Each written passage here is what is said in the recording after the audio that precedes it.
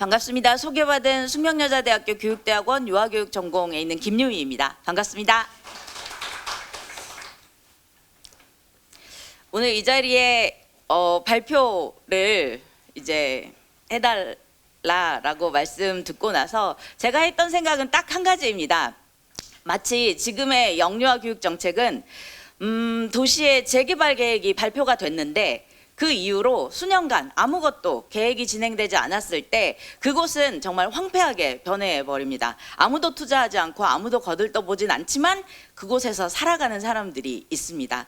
저는 지금 어린이집 유치원이 처한 상황이 그런 상황이다. 재개발 계획은 발표가 됐지만 아무것도 진행되고 있지 않다. 그래서 우리는 점점 피폐해져 가고 있다. 딱 이 마음으로 왔습니다. 오늘 주제가 토론이 방향 없는 영유아 교육 정책인데요. 저는 그 방향성을 영유아의 삶과 발달에서 찾아야 된다. 이 말씀을 드릴 테고 저에게 이제 허용된 발표 시간이 15분이니까 거기에 맞춰서 저는 두 가지 포인트를 말씀드리고자 합니다. 교육부 홈페이지의 캡처본입니다. 여기에서 제가 주목한 건 아래에 있는 저 빨간 박스입니다. 제가 말씀드릴 내용은 이 두 공교육 강화의 세부 내용 중에서 국정과제 101번 아래 두 내용입니다. 첫 번째는 이제 통합교육 특수교육에 대한 내용이고 두 번째가 마음건강, 그러니까 사회정서 교육을 통해서 우리 아이들의 다층적 지원 체계를 구축하겠다라는 두 가지 내용에 대해서 집중해서 말씀드리고자 합니다.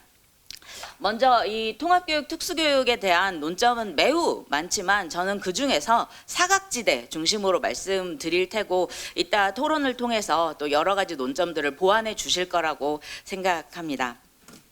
제가 이 토론을 이제 준비하면서 저에게 스쳐갔던 경험은 이겁니다.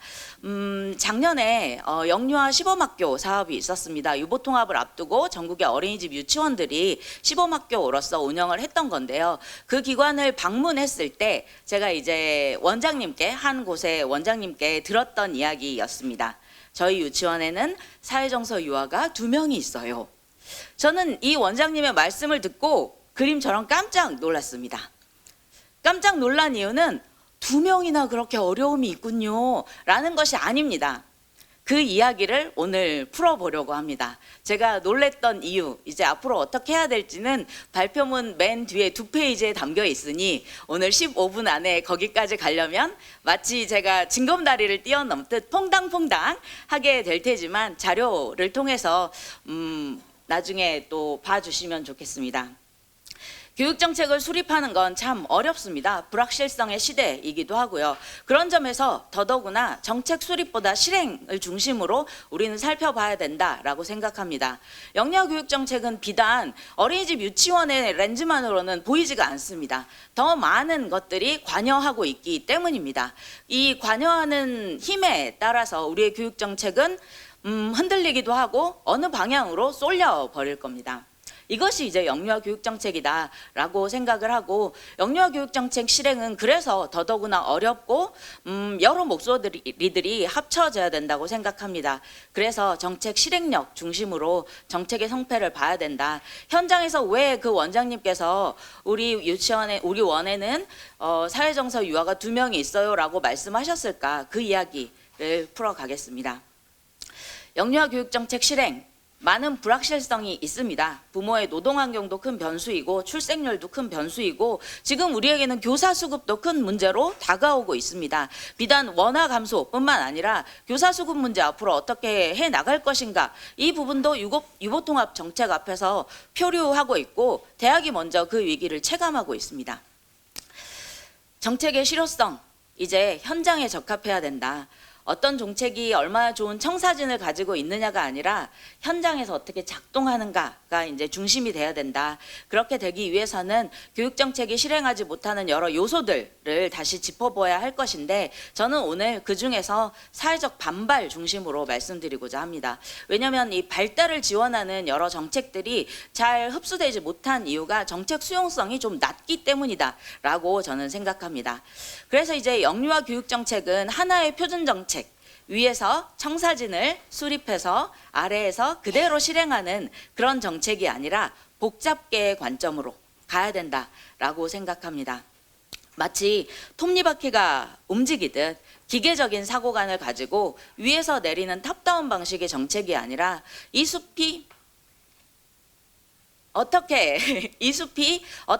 10년 후에 5년 후에 뭐 변화갈지는 모르겠지만 이것이 발현적인 모델로 각 지역, 각 현장에서 어떻게 나타날지를 기대하면서 만드는 것 좀 어려운 이야기이긴 합니다. 단어도 좀 생소합니다. 복잡계, 뭔가 복잡해 보이기도 합니다. 그런데 이 복잡계가 의미하는 건 단순히 complicated가 아니라 complex입니다.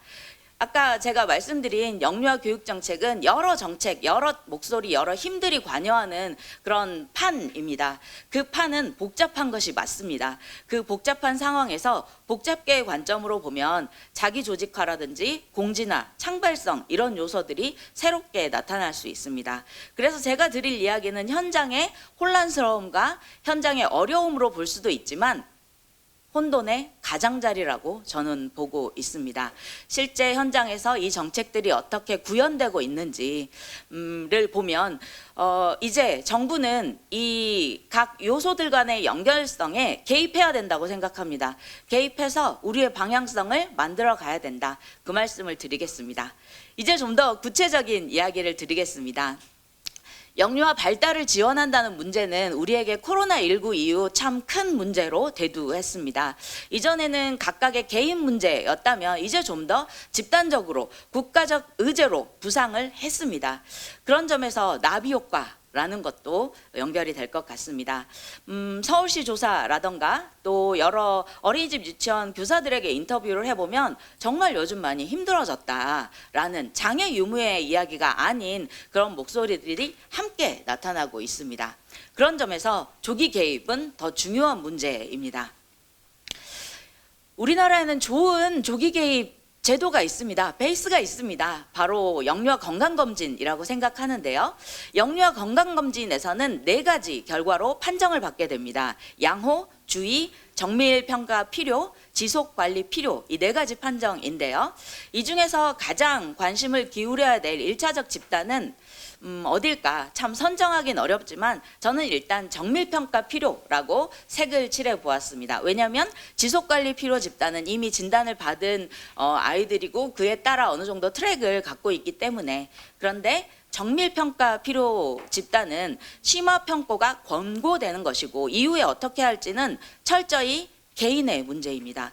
부모들은 여전히 어느 병원을 가야 될지 어떤 검사를 더 받아야 될지 1년, 2년 기다리게 되고 회피하게 됩니다. 하지만 문제는 거기에 그치지 않습니다. 오늘 교육부에게 이야기하고 싶은 건 이제 진단 중심이 아니어야 된다라고 말씀드리고 싶기 때문입니다. 교육부에서도 많은 진단 사업들을 진행하고 있습니다. 발달을 지원하기 위해서 진단 검사비를 내립니다. 그러면 진단 검사를 하고 그 이후에는 검사에 통과하는지 불충분한지를 판별하고 그 이후의 스텝은 없습니다. 우리는 영유아 건강검진이라는 중요한 베이스먼트를 갖고 있음에도 불구하고 그 데이터를 잘 활용하지 못하고 있을 뿐만 아니라 그것은 표면적인 문제이고 교육부가 해야 될 일은 방법을 더 찾아야 되지 않을까 하는 생각입니다. 여기 2023년 영유아 건강검진 판정 현황인데요. 이걸 보시면 양호 집단이 80%입니다만 저는 이 양호 집단에 대해서도 말씀드리고 싶습니다. 다른 집단은 우리가 이제 개입이 필요하다라는 공통 문제의식은 있으니까요. 양호 집단은 왜 문제냐면 영유아 건강검진 혹은 발달 선별 검사가 성인의 판단에 의합니다. 부모가 응답하는 결과입니다. 부모가 응답했을 때 그것을 얼마나 신뢰할 수 있을지 이 부분은 늘 연구에서도 문제입니다. 그리고 또 하나의 문제는 성인의 그 검사, 성인이 응답한 걸 신뢰할 수 없다의 문제가 아니라 영유아의 발달은 럭비공으로 비유합니다.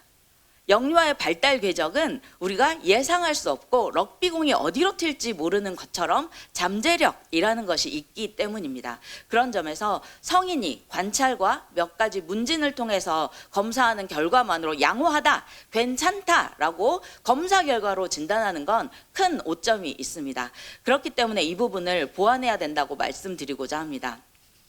제가 더 언급하지 않아도 영유아기 교육정책의 경제적 가치는 노벨상을 수상한 헤크만 곡선이라는 것으로 우리에게 너무나 잘 알려져 있지만, 그만큼의 예산의 문제는, 예산의 투입은 그렇게 헤크만 곡선을 잘 이해하고 있지는 못하는 것 같습니다. 발달 지원의 정책, 이제 저는 양호 집단도 다시 들여다봐야 된다. 양호 집단이 갖고 있는 문제는 어쩌면 구조적인 문제가 아니라 일시적인 문제일 수도 있습니다. 하지만 모든 아이들의 발달을 지원한다는 건 아이들이 경험하는, 아이들뿐만 아니라 부모와 교사가 체감하는 그 어려움을 짚어주고 함께 지원해야 된다라는 점에서 저는 발달 정책의 범위를 지금은 발달 지체나 발달 지연 정도까지 관점을 확장하고 있다면, 이제 좀 더 발달 관심군이라는 것까지 우리 교육 정책에서 봐야 된다라고 말씀드리고 싶습니다. 마치 그림을 그리자면 이렇게 한 번에 되지는 않겠죠. 하지만 이런 중장기적 전망이 있어야 되지 않겠습니까? 선별검사 중심으로 선별검사 결과에 미치지 못하는 일부 아이들을 쪽집 핀셋 지원을 하는 것, 그건 중요한 전략입니다. 근데 왜 제가 이렇게 표용적으로 가야 되냐, 그 이야기를 더 드리겠습니다. 제가 말씀드리는 관심을 넓혀야 된다라는 건 이제 이 흔히 우리가 이야기했던 장애 이용군을 넘어서 표준 발달 곡선에서 여기에 해당하는 영역, 여기까지 관심을 넓혀야 된다라는 이야기고요. 발달 지원 정책은 의료적 관점, 개인의 관점에서 이제 사회적 공공 지원 체계로 변해야 된다라는 것이 이제 우리의 정책 패러다임이 돼야 됩니다. 하지만 여전히 장애 영유아 지원이나 혹은 발달 지원 정책은 여전히 의료적 관점, 개인이 해결해야 되는 문제, 여기에 머물지 않는가라고 말씀드리고 싶습니다. 여기에서 가장 세 가지 요소 중에서 제가 말씀드리고 싶은 건 세 개 다 중요하지만 일상성 측면에서 더욱 그렇다. 그래서 교육 정책이 여기에 들어와야 된다 말씀드리고 싶습니다. 의료적 접근 필요합니다. 중요합니다. 하지만 아이들의 삶과 생활, 배움을 중심으로 봤을 때 아이들을 지원한다는 건 치료실에서가 아니라 일상 삶의 맥락에서 지원하는 것, 그래서 교육이 필요한 문제라고 생각합니다.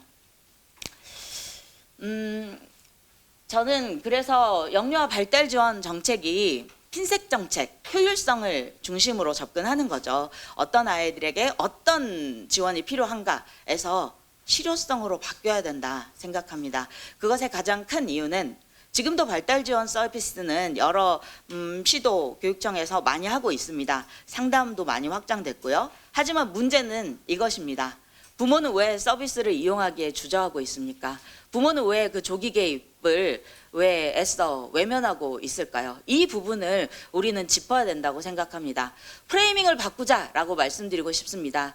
지금의 프레이밍은 장애위험 영유아 지원입니다. 선별 기반 초점화된 지원. 이것이 갖고 있는 지금의 현상, 부모들이 조기 개입을 어려워한다, 꺼려한다, 여기에 초점을 두고 보았을 때 저는 이 정책의 변화는 신데렐라라고 표현하는데요. 모든 사람들이 올 수 있는 무도회가 필요합니다. 무도회장에서 모든 아이들의 발달을 지원하고 선별 혹은 낙인이 아닌 다른 관계를 맺어야 됩니다. 그 관계를 맺고 그랬을 때야 비로소 신뢰관계를 기반으로 그랬을 때 신데렐라에게 필요한 나머지 한쪽의 신발을 신겨줄 수 있을 거라고 생각합니다. 그래서 저는 발달 지원 프레이밍을 발달 지원 영유아 개인을 초점으로 하는 것을 이제 더 넘어서 영유아 발달 지연이라는 현상을 지원해야 된다라고 말씀드리고 싶습니다. 현상을 지원해야 한다라는 건 어떤 거냐면 1차적으로 제가 고민하는 건 부모의 행동 변화가 유도돼야 되기 때문입니다. 그리고 나면 영유아 개인에게 초점을 둔 지금의 지원 방향이 아니라 영유아의 발달은 원래가 생태학적 체계 기반으로 이루어집니다. 가정과 어린이집, 유치원 이것이 함께 협력해야 됩니다. 지금의 현상은 부모들이 발달에 관심이 있고 많이 걱정이 되고 뭔가 지원을 받고 싶어 합니다. 그래서 상담 서비스도 많이 이용합니다. 하지만 여기서 문제는 어린이집, 유치원과 그 정보가 연결이 되지 않습니다. 그건 왜 그럴까? 이제 생태학적 맥락으로 지원해야 된다. 영유아만 지원하는 것이 아니라 부모와 교사도 함께 지원해야 된다. 함께 어려움을 겪고 있으니까요. 그런 점에서 제가 생각한 그 신데렐라 프로젝트를 이렇게 표로 그려보았습니다. 그렇게 되면 우리는 정말 많은 협력을 하게 될 것이고 이것이 실제적인 지원이 될 것이고 브롬펜 브레너의 이야기처럼 중간 체계를 더 만들어갈 수 있다. 해외 동향은 간단히 자료로 참고해 주시면 좋겠습니다. 키워드는 해외에서는 법 개정을 통해서 선별 검사를 통과한, 통과하지 못한 이런 기준이 없습니다. 누구나 그리고 개인적인 의료 지원이 아니라 공공의 그리고 진단 없이도라는 키워드를 갖고 있습니다. 몇 가지 독일의 아동청소년 강화법이나 호주의 영유아기 접근이나 뉴질랜드의 교육 및 훈련법, 플런켓 서비스 이런 것들을 보면 누구나 공공의 진단 없이도라는 그 무도회를 열고 있다고 생각합니다. 이게 이제 제가 말씀드릴 2페이지였는데 시간을 또 많이 썼네요. 단순히 발달 지원을 잘하자 해서 이제 한계를 성찰하자라고 말씀드렸습니다. 발달 문제, 조기 발견에 치우치고 있습니다. 조기 개입으로까지 연결시켜야 됩니다. 그렇게 하기 위해서 무엇을 변화시켜야 될까라는 것을 4가지 말씀드렸습니다. 교육부에게는 특히 발견 시스템을 넘어서 지원 시스템을 확충해야 된다. 그 정책 어디 있는가 묻고 싶습니다. 부모와 교사들은 많이 힘듭니다. 그리고 정보를 파편화하는 우리 그 정부 체계의 문제점도 있습니다. 복지부와 지자체와 연결이 원활하게 되지는 않으니까요. 그리고 사회정서, 아까 제가 말씀드린 깜짝 놀랐다라고 하는 건 사회정서 지원은 국외에서는 암묵적 교육과정에서, 그러니까 의도적으로 가르치지 않는 교육과정에서 이제 교육과정의 내용으로 들어와야 된다라는 변화입니다. 하지만 아까 원장님께서 말씀하신 사회정서 유아 2명이 있다라는 건 여전히 낙인입니다. 그건 올바른 방향이 아닙니다. 하지만 그건 원장님의 잘못이 아니라고 생각합니다. 왜냐하면 아까 말씀드렸다시피 유보통합 시행 과정에서 그 시범기관으로 운영하시면서 그 예산에 왔거든요. 그 항목에 왔기 때문에 그 원장님은 그렇게 생각하실 수밖에 없는 한계 아니냐. 정책적인 고려가 필요하다라고 말씀드리고자 합니다. 그래서 요약하자면 피라미드형 지원 모델에서 이제 반원형으로 모든 아이들에게 무도회를 열고 좀 더 초점화된 정책으로 연결하자라고 말씀드리고 싶습니다. 들어주셔서 감사합니다.